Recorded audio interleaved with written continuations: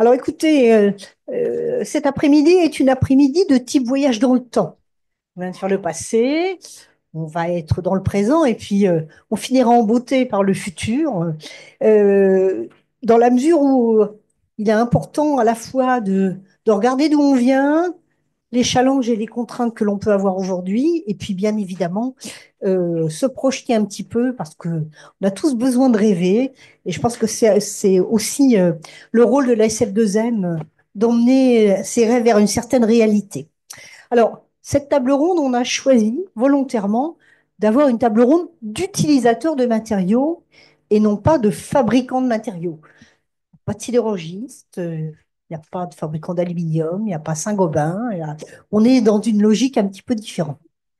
Il y a des fondeurs, oui, on va dire. Mais enfin, bon, vous fondez des trucs qui existent quand même. Hein. On part pas du minerai, pas toujours. Ah, bah, voilà.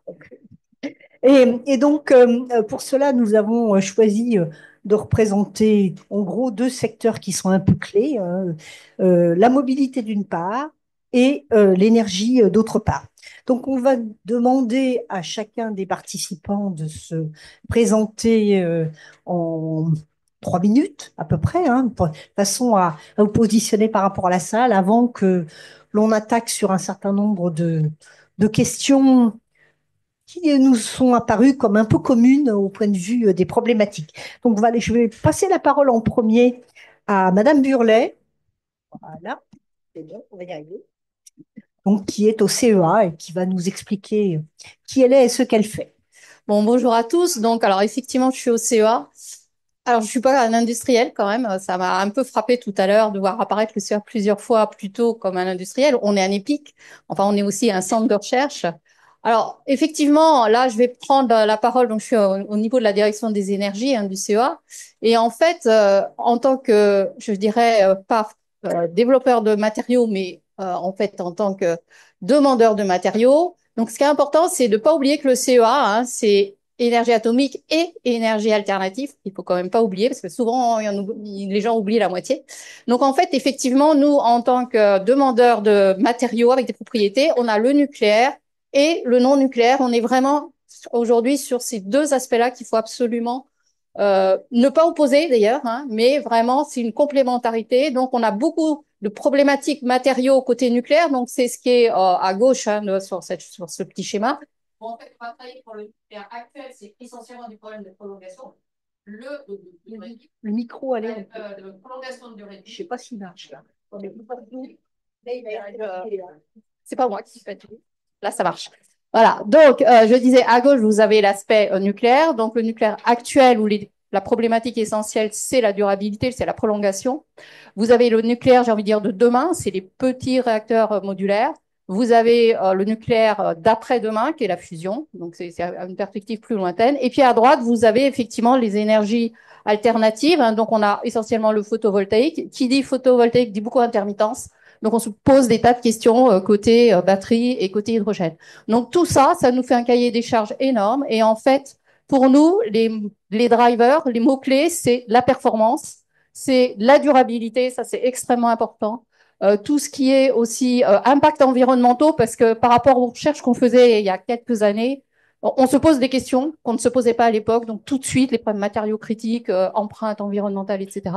Et la réglementation, parce que si on est obligé de tenir compte des recommandations, en particulier européennes, qui bougent beaucoup. Et voilà, il faut qu'on en tienne compte dans notre cahier des charges. Donc, beaucoup de travail. Et j'ai peut-être envie de rajouter un dernier mot-clé. J'aime pas trop, mais c'est le coût. Parce qu'aujourd'hui, développer une technologie, si elle n'est pas à un coût maîtrisé et qui est compétitif, en fait, on n'arrivera pas à la déployer. Voilà. D'accord. Eh bien, merci beaucoup, hein. Je pense que ces mots-clés sont importants parce que moi, je suis trop petite, hein. Hop, et oui. Ça va le tenir, voilà, ça va aller mieux. Désolée hein, pour ces problèmes de logistique. J'ai pas mon petit banc, j'ai pas, enfin, on va y arriver. Il me faut toujours moi un petit banc derrière ces pupitres. C'est mal équipé hein, quand même. C'est vrai que les nouvelles générations sont plus grandes et en particulier la personne à qui je vais passer la parole maintenant, Monsieur Salot. qui va être un bon représentant d'un autre domaine, qui va être celui de la mobilité. Et je pense que effectivement, il va y avoir des choses qui vont rebondir les uns par rapport aux autres. À vous. À vous. Merci pour l'introduction. Donc, en effet, Pierre Salot, côté Safran Tech. Donc, moi, je suis rattaché, en effet, comme j'essaie de le présenter rapidement ici, à un pôle de recherche, hein, et un centre de recherche commun qui a été inauguré pour Safran, en tout cas en 2015, et qui vise justement, via ses activités, à supporter l'activité du groupe dans son intégralité. Donc, on est en transverse par rapport à toutes les business units groupes que vous avez ici renommées, puisque vous en avez certaines. On a fait l'historique là, de la météorologie. Je pense que vous ne les avez pas toutes connues sous ce nom-là, mais vous connaissez sans doute les produits qui, pour certains, n'ont pas changé. Et donc, le groupe Safran, hein, grosso modo, j'aime bien dire cette phrase-là, c'est qu'on fait tout sauf l'avion. C'est-à-dire qu'on ne fait pas d'architecture avionique. On fait, par contre, tout ce qui va se trouver à l'intérieur. Donc, ça va du siège d'avion jusqu'à la propulsion. Et donc, au niveau de Safran-Tech, on a toutes ces activités, hein, tous les matériaux sont représentés. Donc, on est en effet, par rapport à l'SF2M, on travaille vraiment les 2M. Voilà. Quelques chiffres également qui vous sont présentés. On est répartis sur 5 sites en tout, hein, sur la recherche.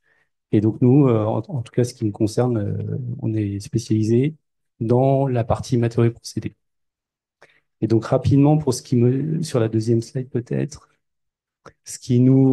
enfin, aujourd'hui, hein, si on prend la partie, enfin, qu'est-ce qu'on finance et qu'est-ce qu'on travaille aujourd'hui du point de vue matériaux et procédés chez Safran, et notamment côté Safran Tech. Une grosse partie du programme, 90% du programme, se répartit suivant les trois axes qui sont présentés ici, hein, et donc qui vont porter notamment sur la décarbonation de l'aéronautique, hein. C'est une grosse partie de nos activités. Et donc, ça va regrouper pas mal de choses dont on va sans doute discuter. La criticité des matières, l'intégration de nouveaux fuels, et puis tout ce qui va porter à l'allègement des structures, puisqu'on est quand même dans l'aéronautique. On est quand même très contraint du point de vue volume et masse. Voilà. Merci beaucoup. On va passer maintenant la parole à Yvan Chastel, de Renault. Et voilà. Merci. Donc, effectivement, je suis dans la filière expertise du groupe Renault. Alors, c'est métaux, procédés et anticorrosion qui comprend la peinture. Vous voyez, c'est un domaine très manufacturing également, parce qu'il n'y a pas de matériaux sans transformation et mise en forme. Ça, c'est mon slogan.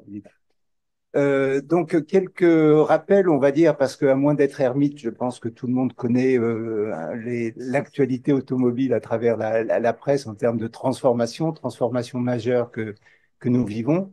C'est un contexte, bien entendu, particulièrement exceptionnel pour l'industrie, d'un point de vue connectivité, d'un point de vue un peu autonomous driving, mais surtout tout ce qui est les environnements incertains, qui vont de l'énergie, matière première, voire même digitale, la population qui évolue, ça a un impact pour nous, c'est notre marché.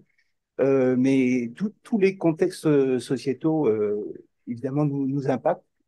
Et c'est traduit également, et je rejoins mes collègues là, c'est très transversal, les cadres réglementaires, j'ai dit bien les, parce qu'il y en a un certain nombre au niveau européen, au niveau international et autres, qui font que effectivement nous avons, je dirais, des orientations très très strictes, on va dire, à respecter, au-delà même de certaines motivations propres qui sont les nôtres. Donc ça touche bien entendu les émissions avec le café de CO2, mais également le bruit, également la réduction des émissions de particules au freinage, hein, donc les émissions au sens large, la partie safety et connectivité avec les matériaux pour l'électronique, c'est majeur également pour nous, il faut le dire à présent. La partie EV, batterie, bon, matériaux pour l'électrique, et puis les substances. Et ça va, je dirais évidemment, avec une certaine actualité type PFAS, REACH depuis longtemps et évolutive, et puis également toute la partie end of life, donc recyclabilité, recyclage, etc., avec au total, donc pas moins de 8 événements majeurs en moyenne, hein, par an, avec 80% qui ont un fort impact. Donc, vous imaginez ce que ça veut dire pour nous.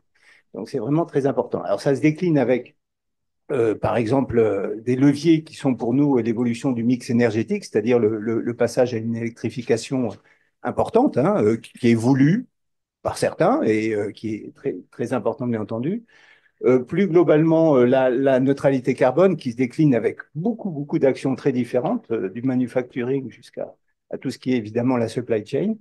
Et le schéma qui est ici en bas au centre, un peu caché, mais qui est très, très important, puisque on passe, je dirais, des émissions à l'usage, à l'émission globale sur tout le cycle de vie du véhicule. Et là, bien entendu, l'élaboration de la matière est en première ligne, hein. C'est très, très important. Alors, ne mémorisez pas ces ratios impact-masse. Évidemment, il y a quelque chose qui est en filigrane partout. Là, c'est les 3 R, le recyclage, la réduction, etc.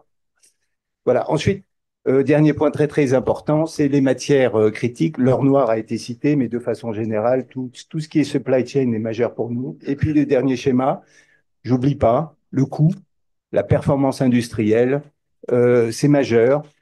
Tout ce qui est produit, process, etc., c'est quand même un axe majeur pour nous. Merci.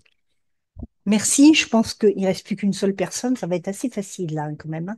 Donc, Monsieur Reynaud, d'OP Mobility, là, vous êtes bien entre voisins, là, Oui, oui, l'autre, là. les contraintes de Yann, qui est mon client, sont les miennes, Exactement. évidemment.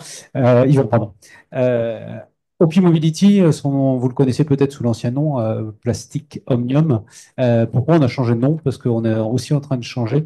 En 46, comme l'a brillamment présenté la conférencière, le plastique c'est fantastique, on en met partout et on a gagné notre vie en peignant des plastiques et en faisant du plastic processing. La société a beaucoup pivoté sur les nouvelles énergies. On fait des batteries, donc évidemment dans des casings soit métalliques, soit composites. On est passé aussi sur l'hydrogène, un des paris possibles pour les énergies du futur pour la mobilité, en tout cas la mobilité lourde. Donc là, encore une fois, beaucoup d'usage de composites et des systèmes de plus en plus contrôlés. Vous avez parlé de connectivité tout à l'heure. Donc le groupe, c'est un groupe mondial. Pour l'instant, il y a beaucoup de recherche qui est localisée en France, mais une tendance pression des coûts, hein, vous l'avez évoqué, Yvan, juste avant. Pression des coûts, donc, d'avoir de la recherche qui se délocalise au niveau de la partie stockage de carburant. Notre premier marché, c'est les États-Unis, même avant l'arrivée de M. Trump. Donc, c'est là-bas qu'on continue à faire de la recherche, qu'on continue à faire de l'hybridation et on continue à investir dans les réservoirs à carburant pour tout ce qui va être gestion des évaporations. Donc, nous aussi, on aime beaucoup les normes parce que les normes nous poussent à évoluer. On le fait en collaboration avec différents labos. Si on peut juste montrer peut-être le slide d'après, nos axes de recherche, et puis pour lancer la suite des discussions. Évidemment, on ne parle pas de matériaux sans procédé, hein, c'est vraiment sur notre machinery design, nos takt time, qu'on arrive à faire nos quelques pourcents de marge opérationnelle, hein. C'est dans le monde de l'auto, on parle en petits pourcents, c'est pas du tout le monde du luxe. Avec une concurrence exacerbée des pays asiatiques, ça vous l'avez entendu, pas que dans la voiture électrique, hein, et également dans les voitures hybrides qui sont un peu plus demandées en Europe, et puis un export ou du moins une délocalisation des Chinois sur le terrain européen qui devient assez prégnante.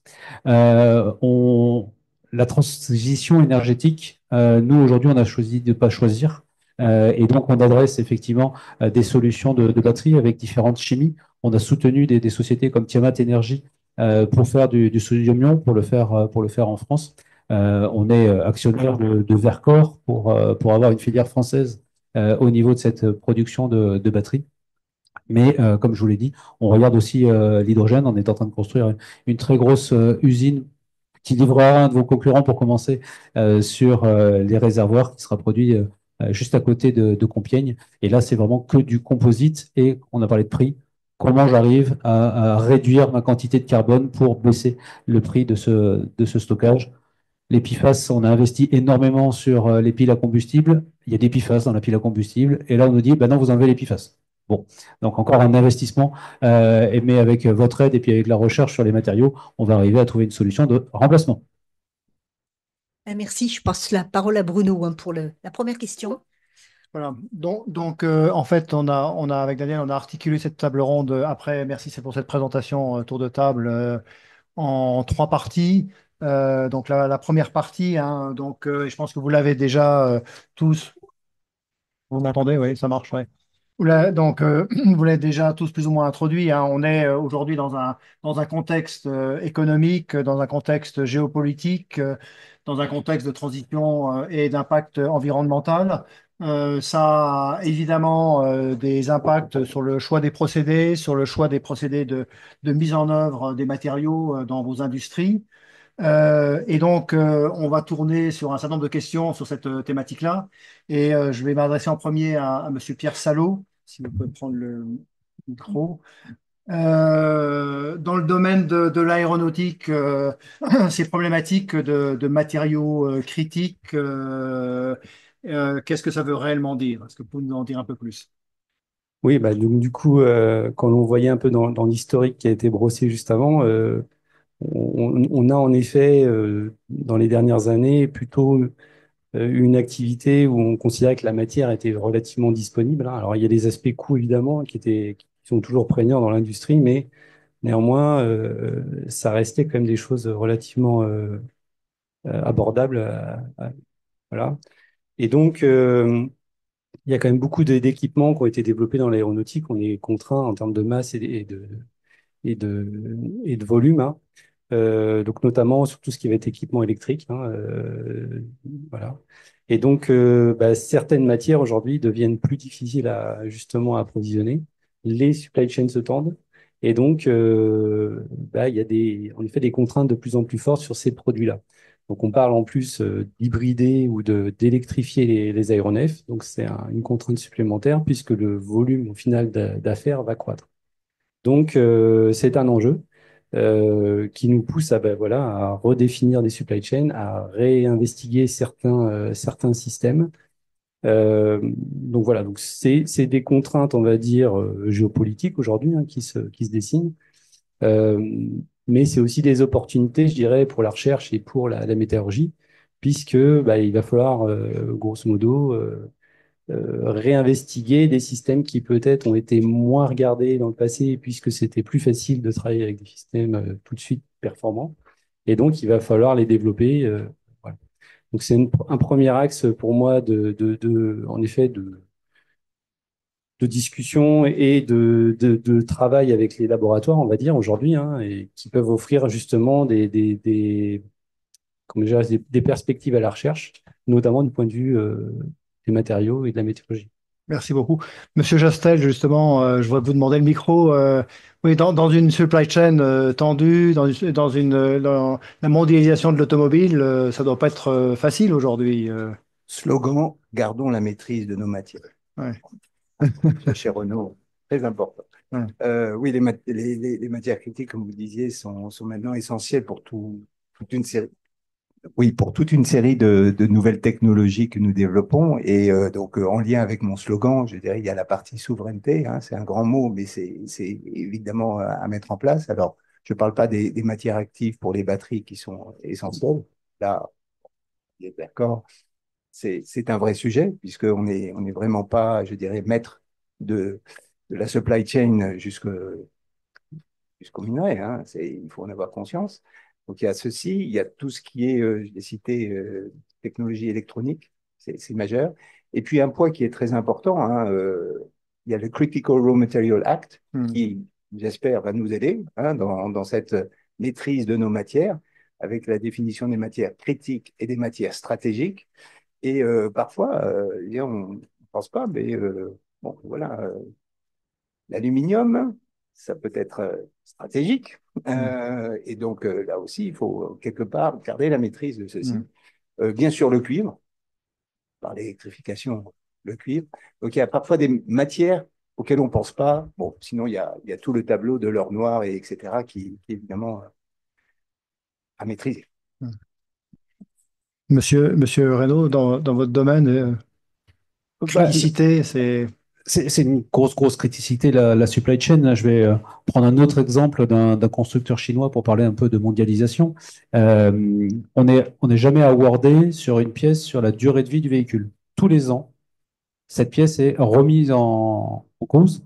Le sourcing de cette pièce est remis en cause et il va aller vers le moins 10 ans. C'est-à-dire que les progrès que l'on doit faire sur l'achat de la matière, la transformation de la matière, et bien sûr la qualité, sont critiques. Et ça nous pousse vraiment à avoir des barrières à l'entrée, des éléments de différenciation, de la technicité qu'on ne peut pas faire copier. Parce que sinon, effectivement, ce type d'acteur, il développe avec un fournisseur expert quelque chose d'assez technique. C'est bien validé, on n'a plus qu'à le copier. Et donc ça, je pense que aujourd'hui, avec tout ce qu'on entend en termes de politique et de direction qu'essaye de prendre l'Europe pour protéger sa filière, je pense que c'est un élément clé. Ayons des éléments de technologie qui nous appartiennent, sur lesquels on a de la souveraineté. Alors peut-être qu'il faudra aller l'exporter, aller le produire quelque part pour pas mettre ces matières-là dans des bateaux ou autres. Mais à nous de nous assurer d'avoir cet élément différenciant, ce coup d'avance et qui permet de garder cette industrie. Madame Burlet, oui. Si je peux me Oui, permettre, oui, la vas-y. traçabilité en termes de matière, c'est un axe de recherche. Absolument, absolument. Oui. Et Madame Burlet, dans le domaine des énergies, parce qu'évidemment, on produit les matériaux, on a dit, là, c'est des utilisateurs de matériaux et donc il faut les produire. On a besoin d'énergie, donc on a besoin d'énergie décarbonée. Est-ce que dans les énergies, pour produire ces fameuses énergies décarbonées, on est aussi confronté à cette même problématique de criticité des matériaux? Oui, bien sûr. Alors, je pourrais prendre plusieurs exemples, mais le photovoltaïque, il faut quand même réaliser on a quand même besoin de beaucoup de silicium qui est relativement accessible, hein, mais pas que. On a le problème, par exemple, de l'argent dans le photovoltaïque. Hein, donc, on essaie vraiment de limiter la quantité d'argent ou de le remplacer par le cuivre. Alors, vous allez me dire, le cuivre, c'est aussi un autre problème. Donc, en fait, on regarde aussi, il faut vraiment regarder, bon, c'est peut-être plus votre deuxième question, en fait, c'est aussi toutes les empreintes en CO2, hein, parce qu'il faut vraiment réaliser. Alors, je vais prendre un autre exemple qui est la batterie. La batterie, il faut savoir qu'une batterie qui arrive en France, elle a déjà fait 50 000 kilomètres, en fait, puisqu'entre le moment où l'endroit où vous extrayez la matière, vous la raffinez, vous en faites une cellule, vous en faites un stack, en fait, elle a fait 50 000 kilomètres avant même que vous la démarriez. Donc, vous voyez, elle a déjà quand même un sacré vécu et un vécu en CO2, parce qu'en fait, elle a traversé, bon, elle a en fait émis, parce qu'elle a tout simplement été transportée beaucoup de CO2. Alors, c'est vrai que sur les batteries, par exemple, on travaille beaucoup dans les labos de recherche sur comment diminuer, parce que vraiment, on nous a dit, première chose, diminuer la quantité de cobalt, hein, parce que les batteries, il y a beaucoup de NMC, donc c'est du cobalt. Donc, cobalt, parce que c'est critique, donc c'est difficile d'accès et c'est de plus en plus cher. Après, on nous a dit, ah oui, mais vous faites du nickel riche, mais non, parce que le nickel, c'est stratégique, parce que le nickel, en fait, c'est des usages concurrentiels. Vous avez le nickel dans la défense, c'est les fameux superalliages qu'on a évoqués tout à l'heure. Donc, en fait, il y a d'autres usages. Donc, faites des batteries, mais alors sans cobalt, sans nickel. Bon, alors, finalement, qu'est-ce qu'on fait? Alors, on recherche, en fait, on travaille actuellement, par exemple, sur l'organique à queue. Donc, ça, c'est plutôt du stationnaire. Hein, je parle pas de la mobilité, hein, des batteries stationnaires. Donc là, on peut espérer, effectivement, ne pas avoir de matériaux critiques.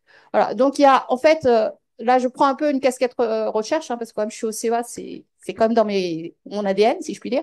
Il y a énormément de recherches à faire pour effectivement trouver des solutions. Alors, j'avais envie de dire, quelque part, tous les matériaux, à un moment donné, deviennent critiques, hein, parce qu'on nous dit même le béton, ça devient critique, l'acier, ça devient critique, l'aluminium. Donc, enfin, il faut quand même utiliser au mieux, c'est ce qu'on appelle l'intensité matériaux. Hein, c'est au mieux les matériaux, c'est-à-dire, si vous utilisez du platine pour faire une réaction de catalyse, il faut le mettre là où il est utile, et surtout pas en mettre de partout, voilà. Et vraiment travailler sur cette optimisation. Donc, beaucoup de travail à faire là-dessus. Merci pour cette transition. Je passe là. Oui, je pense que là, on va effectivement aller sur une deuxième thématique qui correspond à un certain nombre de mots-clés qui ont été mis en avant lors des présentations des quatre participants, mais aussi qui viennent d'être là insistés. Le bon matériau au bon endroit, dans la quantité qu'il faut, ni trop, ni pas assez. Donc, effectivement, il y a une utilisation optimale du choix du matériau pour l'usage, pour des raisons économiques, de disponibilité, d'impact environnemental, etc. C'est pour ça qu'on parle des 3 R. Hein. L'un d'entre vous, dans sa présentation, parlait des 3 R. Il y a peut-être un petit quatrième là qui va surgir tout à l'heure aussi sur le sujet. Hein, donc réduire, réparer, recycler. peut-être que réutiliser va venir sur la table assez rapidement. Et puis, toutes les réglementations dont on a entendu parler, REACH et autres, tout ça, c'est des champs de contraintes hein, qui sont importants. On a vu aussi arriver les cycles de vie, et je pense que les 50 000 kilomètres de la batterie sont quand même importants à garder en tête, et en tous les cas, moi, je vais les garder en tête, ça c'est sûr, hein. Les aspects de neutralité carbone, etc. Donc, en fait, on est sur des sujets qui sont complémentaires de ce qu'on a vu tout à l'heure. Donc, moi, je propose de lancer cette discussion et n'hésitez pas à rebondir, là, comme ça c'est fait dans les passages de micro par Monsieur Chastel. Hein. Donc, recyclage, recyclabilité, utilisation de matériaux recyclés, c'est une obligation réglementaire. Vous n'avez pas trop le choix non plus. Hein. Vous avez un VHU qui traîne derrière aussi. Et pouvez-vous nous en parler? Comment vous y faites face côté automobile? Positivons, c'est une opportunité. Premièrement, réduire la meilleure matière, c'est celle qui n'est pas utilisée parfois, soit en engagement, en transformation, soit même dans un véhicule, hein, en termes d'allègement parfois. Ça, c'est très bien. Ensuite, bien sûr, il y a la réglementation du VHU, mais bon, On le sait, c'est c'est vieux, digéré. presque pour nous, c'est systématique et ça, on change rien. En revanche, effectivement, tout ce qui est filière de recyclage, les boucles courtes, alors c'est un mot un peu interne, mais carrément prendre des chutes d'emboutissage et puis les faire refaire passer pour faire des bobines le plus rapidement possible, c'est très efficace, hein. Et puis, ça touche également à Toute la filière. toute la filière. Et puis, quand on parle de l'empreinte carbone, hein, on va dire un aluminium, c'est 4 kilos ok, kilos de CO2 en termes euh, je dirais de masse. Si on prend du recyclé, c'est tout de suite un. Donc, voilà, il y a des ordres de grandeur qui sont vraiment propices, je dirais, à tout ce qui est recyclage. Et puis, réparabilité.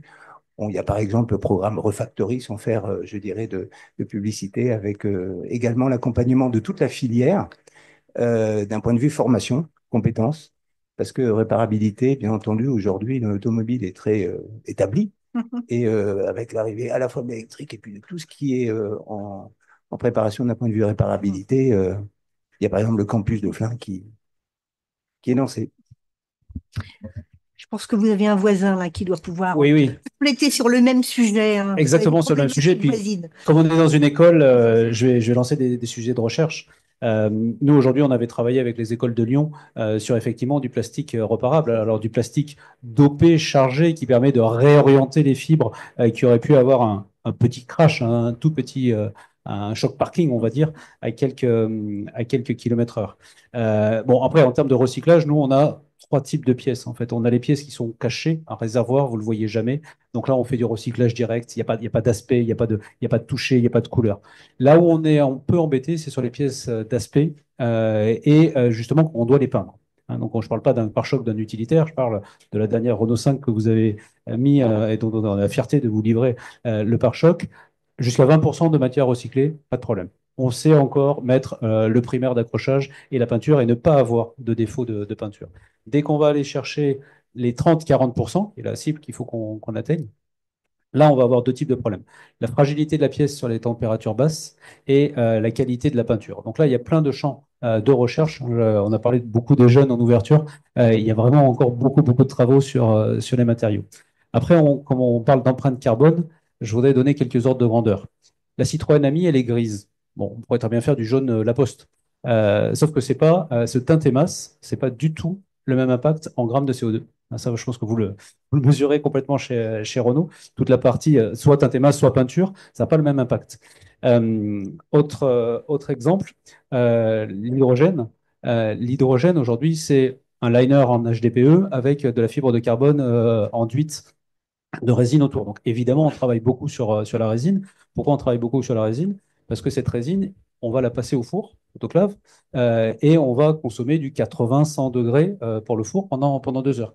Donc, si j'arrive à faire que 1 heure de cuisson parce que j'ai une résine à fast curing, donc là c'est l'autre M, hein, c'est pas métallurgie, c'est l'autre M, aidez-moi. Pareil pour la peinture. La peinture, un pare-choc de R5, je ne vais pas donner tous mes secrets, mais c'est 2 heures à 80 degrés pour sécher la peinture. Donc tout ce qu'on va pouvoir gagner sur ces durées et ces quantités de four et donc d'énergie consommée, même si on a des jolis panneaux photovoltaïques sur la plupart de nos usines, ça ne suffit pas. Autant essayer de ne pas les consommer dès le départ. Alors, on va rester dans la mobilité, mais sur un autre domaine, hein, c'est dans le domaine de l'aéronautique. Donc, on va passer la parole à monsieur Salot, hein.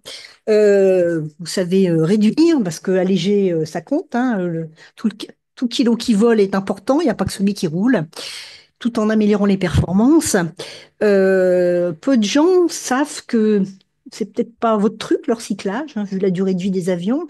Par contre, réparation et réutilisation, qui est le quatrième R dont on n'a pas trop parlé jusque-là, sont quand même au cœur de vos activités. Vous pourriez nous en dire plus? Il y en a qui vont peut-être découvrir dans quoi ils volent de temps en temps. C'est important, hein.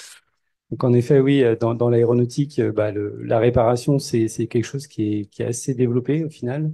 Bon, ceux qui lisent un peu la presse technique, hein, vous voyez que Safran ou je dirais, fabricants de moteurs, par exemple, investissent massivement en ce moment dans la MRO, ce qu'on appelle la MRO, donc la maintenance. Et donc, en fait, c'est des organismes qui sont répartis au niveau mondial, hein, où on traite notamment toutes nos pièces. Donc, il y a de la MRO qui est réalisée par Safran, donc il y a des gammes de réparations qui sont implémentées en interne, sur lesquelles on répare nos pièces, et puis il y a aussi de la MRO client. Donc, puisque ça, c'est une particularité de l'aéronautique, c'est que les pièces ne nous appartiennent pas toujours. Bon, ça dépend des business models qui sont prévus à la vente. Mais on a beaucoup de pièces et ça peut impacter notamment le recyclage. Donc, c'est un des axes aussi sur lesquels on travaille beaucoup. C'est que beaucoup des pièces qui sont en fin de vie, au final, appartiennent à nos clients qui peuvent choisir de les détruire, de les recycler ou de les réparer. Donc, ça, voilà, c'est des programmes qui, en plus, dans l'aéronautique, il faut avoir en tête, hein, que c'est des programmes qui ont des durées de vie de 40 ans, hein. Et donc, on a des pièces qui volent depuis lors, qu'on doit maintenir en vol. Donc, un peu la particularité de l'aéronautique, hein, c'est qu'on a au final, à recycler aujourd'hui. Je dirais la mine urbaine dont on dispose, c'est des produits qui ont 40 ans.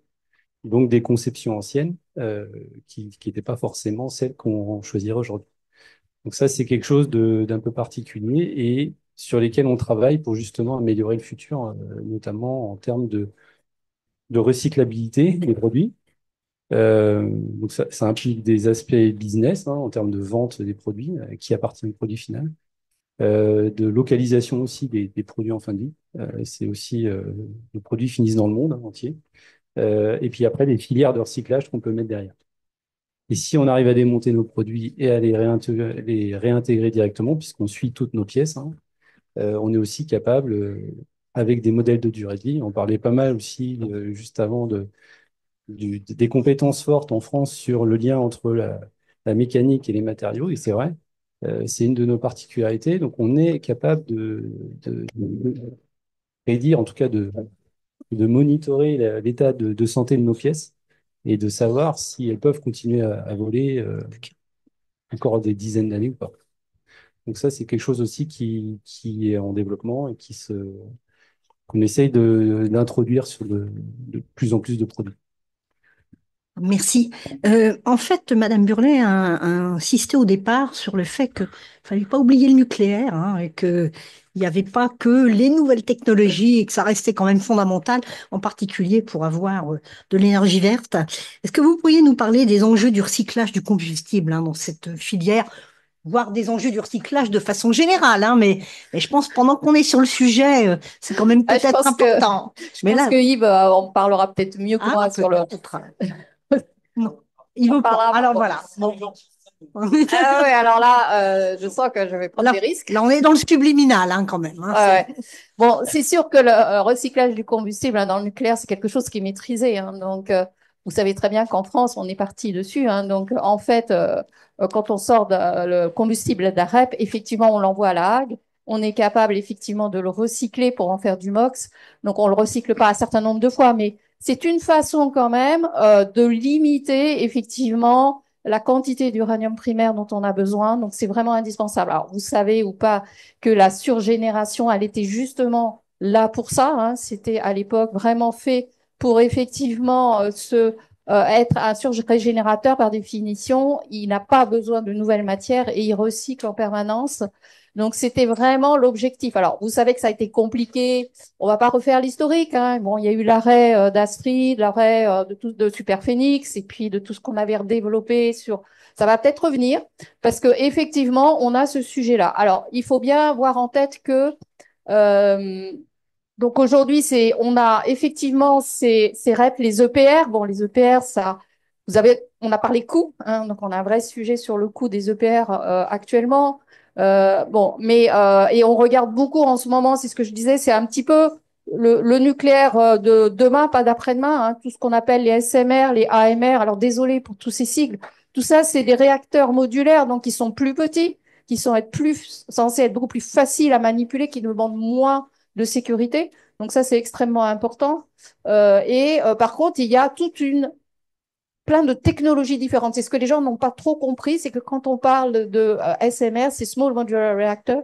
Donc c'est petit et c'est modulaire, mais une fois qu'on a dit ça, vous pouvez avoir des réacteurs à eau pressurisés, vous pouvez avoir des réacteurs à sodium, vous pouvez des réacteurs à sel fondu. Donc en fait, il y a énormément de technologies et là, il y a effectivement beaucoup de choses. Alors, beaucoup de choses à faire hein, au niveau R&D avec des maturités très différentes en plus. Donc, en fait, ce qu'il faut avoir en tête, c'est que aujourd'hui, quand on raisonne nucléaire, effectivement, d'entrée de jeu, on va regarder les matières.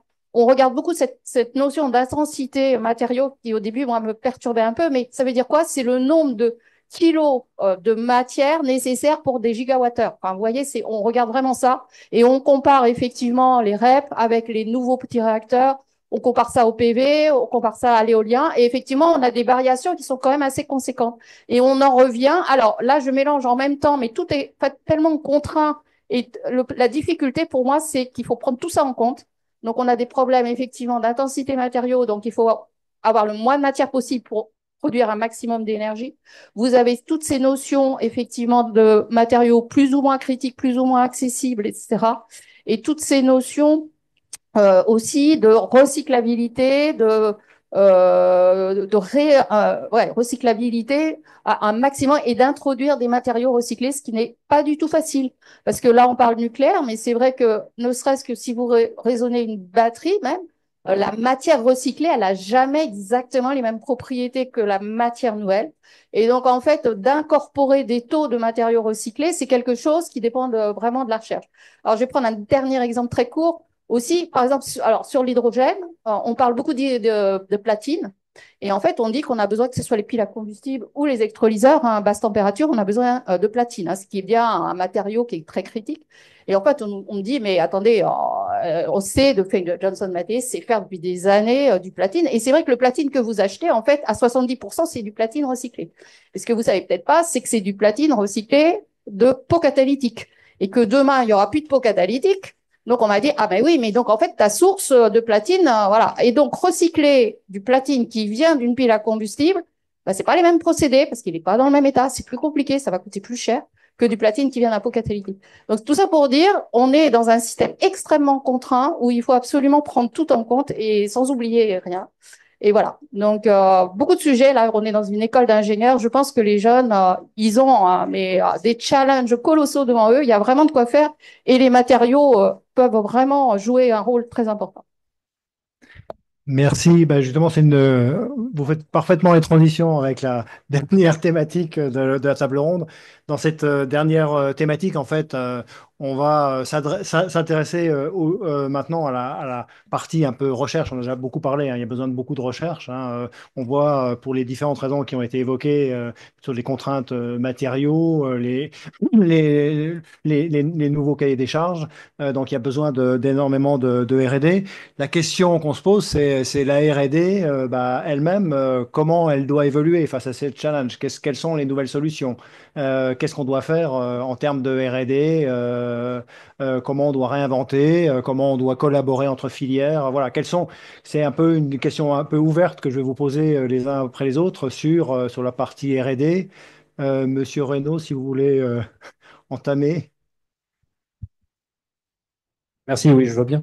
On a organisé l'année dernière, au mois d'octobre, un symposium ouvert à tous sur l'IA et il y avait un autre collègue de Safran qui était là. Il y avait une start-up qui venait, désolé, des États-Unis et qui proposait de partir du cahier des charges, hein, tel que ça a été présenté tout à l'heure, en disant mais je vais remonter à une génération de molécules ou de matériaux, voire de multi-matériaux qui va répondre à ce besoin. Et du coup, le collègue de Safran, il m'a rappelé, ouais, j'ai avancé avec cette startup, c'est génial, merci de nous l'avoir présenté.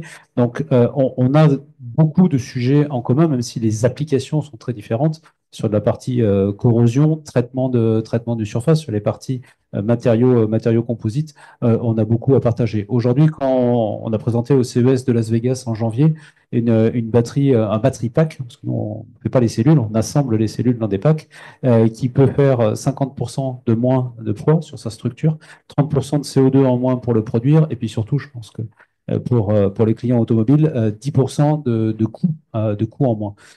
Comment on arrive à ça? Ben, grâce à des procédés de mise en forme de fibres de verre dopées localement avec d'autres matériaux. Quand je dois protéger du feu, quand je dois protéger de la compatibilité électromagnétique ou de l'immunité à des ondes électromagnétiques, ben, venir le doper localement. Et ça, c'est bien grâce à des outils d'IA qu'on va aller vite, qu'on va aller plus vite que les concurrents asiatiques que j'ai déjà cités. Et pour prendre un exemple très très concret de l'utilisation de l'IA dans les calculs d'éléments finis, quand on vient faire un haillon arrière d'un véhicule, évidemment, le process est simulé de comment, quand on ouvre les deux parties du moule, comment le haillon va se déformer. Calcul traditionnel avec des outils qui ont été évoqués tout à l'heure, c'est environ 48 heures de calcul pour une géométrie donnée.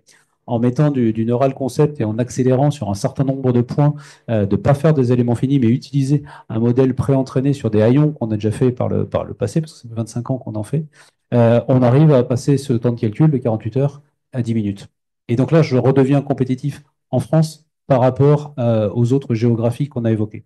Et je veux juste finir sur un cocorico et pas s'auto-flageller en disant on est mauvais en France. J'étais il n'y a pas longtemps en Inde et ils ont dit, ah oui, non, mais vous en Europe, vous êtes les champions du recyclage, vous en êtes où? Donc la technicité enfin nos normes, on voit ça comme une contrainte et c'est vrai que c'en est une.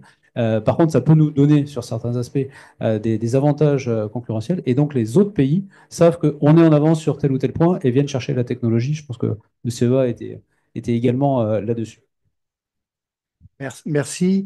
Justement, le CEA, Madame Burlet, je dirais, donc vous l'avez dit, hein, vous n'êtes pas industriel, le CEA est à cheval hein, entre, vous n'êtes pas non plus complètement académique pour les académiques, donc vous êtes à cheval à cheval entre les deux au niveau du CEA. En fait, la question en termes d'organisation de la recherche, parce que vous voyez un peu la vision des deux côtés, qu'est-ce qu'il faut faire pour être plus efficace? Parce qu'on voit, on a beaucoup de challenges devant nous. Voilà, comment la recherche doit se réinventer, elle aussi, pour répondre à tous ces challenges. Oui, enfin, c'est vrai que quand on est du côté de la recherche, il faut absolument pas oublier que tout ce qu'on fait, on le fait aussi pour le transférer à un moment donné au secteur économique. Donc ça, c'est quelque chose qu'on a tous en tête. Ce que je disais déjà un petit peu tout à l'heure, c'est que il y a quelques années, quand on faisait de la recherche, avant tout, c'était la performance. Donc, on cherchait le matériau qui avait les meilleures performances possibles. Aujourd'hui, c'est beaucoup plus complexe que ça, parce que effectivement, le coût est enfin, faut bien savoir que même une technologie qui a une meilleure performance, si on n'a pas un gain de coût significatif, mais vraiment significatif, en fait, ça ne se déploie pas. Donc, en fait, il faut vraiment trouver vraiment des gains de coût très significatifs. Il faut effectivement se démarquer, c'est ce qu'on disait tout à l'heure là. Enfin, il faut arrêter de croire qu'on est toujours, on va faire aussi bien que les Asiatiques sur les batteries, alors que ça fait 20 ans qu'ils sont dessus.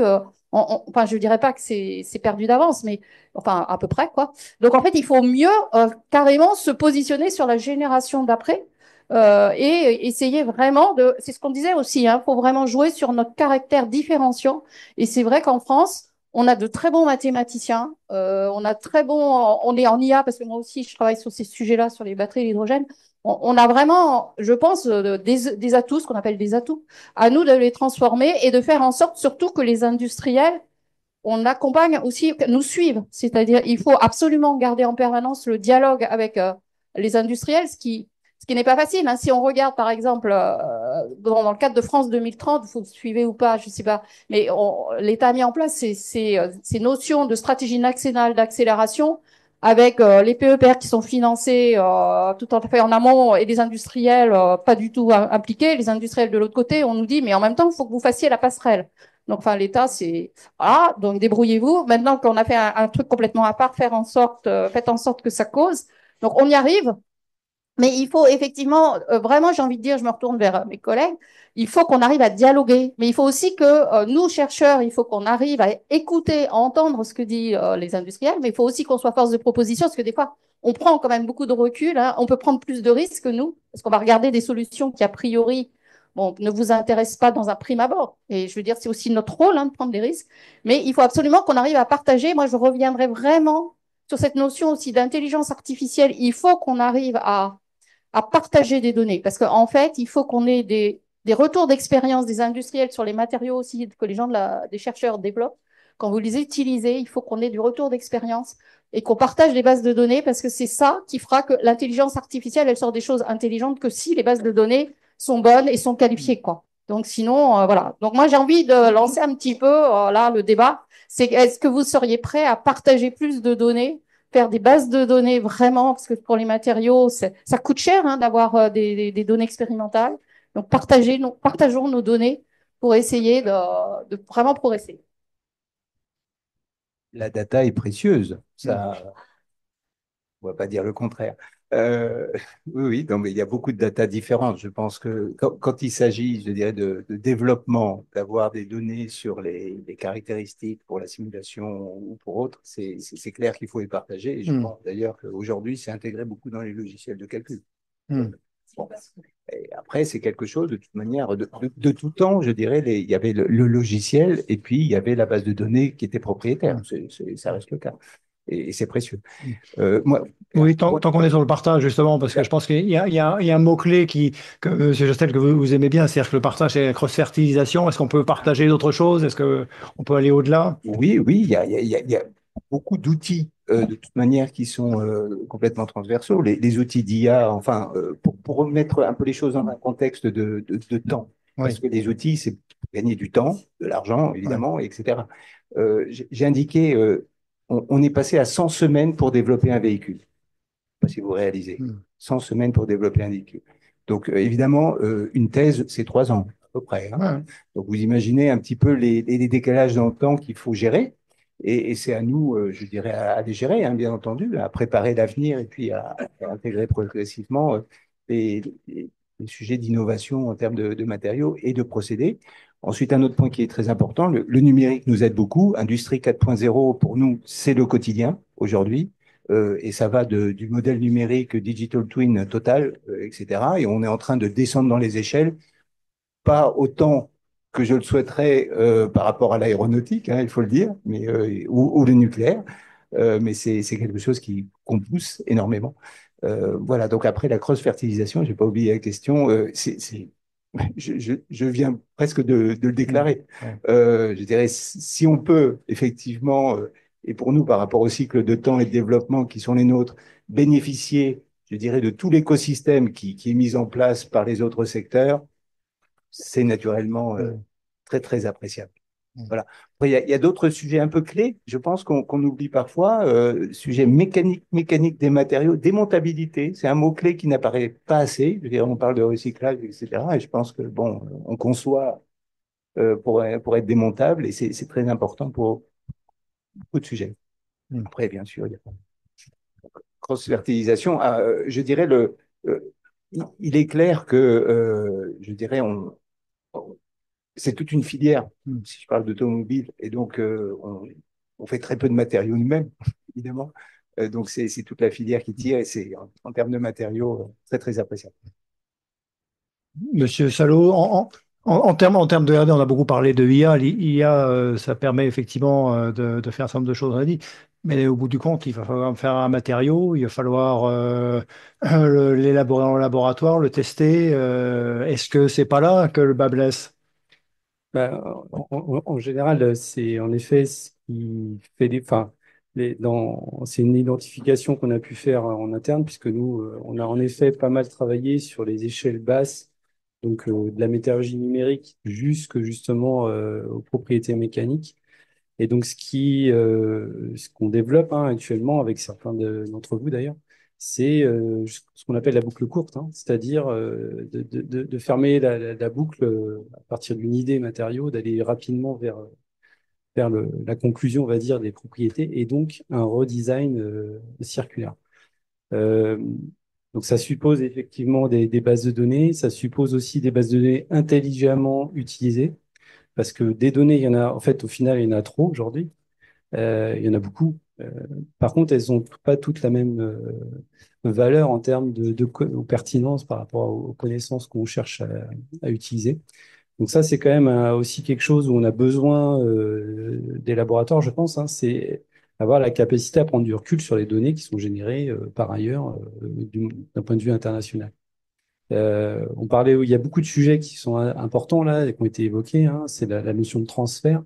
Ça, c'est clé, que ce soit entre les labos et les industriels, mais c'est aussi le cas en interne, entre la R&D et la production. Euh, Ça, c'est vraiment des échelles de temps. Enfin, c'est souvent là qu'on perd du temps, en fait, pour être clair, en production. Euh, et donc, tout ce qui permettra, en règle générale, de mettre de l'huile dans le rouage, qui va enfin, au final, permettre ce transfert fluide entre l'idée dans un laboratoire jusqu'à un produit, c'est vraiment là que on arrivera à faire des accélérations et des gains par rapport à des concurrents. Ça, c'est quand même très important. Et donc, nous, si je peux faire un petit éclairage interne, donc on s'appuie du coup sur le centre de recherche pour faire ce lien avec les laboratoires, pour justement que des sujets qui sont pas forcément à des niveaux de maturité suffisants pour nos BU puissent voir le jour. C'est à notre rôle en fait d'identifier ces sujets-là et de les monter en maturité. Donc leur donner un niveau de maturité suffisant pour qu'ils soient appréciables, on va dire, pour une business unit. Et une des missions ensuite, pour nous aussi, c'est d'identifier les bons produits en interne qui vont bénéficier de la technologie. Et l'autre aspect aussi qui peut être intéressant, puisque beaucoup de grands groupes maintenant sont équipés de ce genre d'outils, c'est tout ce qui va, ce qu'on appelle aujourd'hui l'open innovation ou les ventures, qui sont aussi pour nous des relais assez importants d'identification de startups, d'équipes de recherche performantes partout dans le monde, mais avec lesquels on arrive à justement à implémenter nos feuilles de route, on va dire matériaux, et qui vont nous faire voilà, de l'identification de partenaires, et parmi lesquels il y a beaucoup de laboratoires français qui arrivent avec des idées, des bonnes idées sur vraiment des produits de niche, en tout cas des particularités qui peuvent vraiment donner de l'impact à des produits. Et souvent, ce qu'on identifie, c'est qu'il y a quand même un certain travail à mener, qui va prendre un peu de temps au début, pour que cette technologie soit prenable d'un point de vue industriel. Et c'est via ces organismes-là que nous, on arrive, je dirais, un peu à avancer sur ces sujets qui, avant, on va dire, avaient peut-être moins de chances d'aboutir. Voilà. Merci bien. Je vois malheureusement le temps tourne, mais je pense il y a encore beaucoup à dire sur ce sujet-là. Je vous remercie tous les quatre pour votre participation et cet éclairage qui, j'espère, a été utile pour les participants dans la salle et puis en vidéo, hein. Je pense qu'il y a beaucoup de beaux sujets que vous avez ouverts. Merci à vous.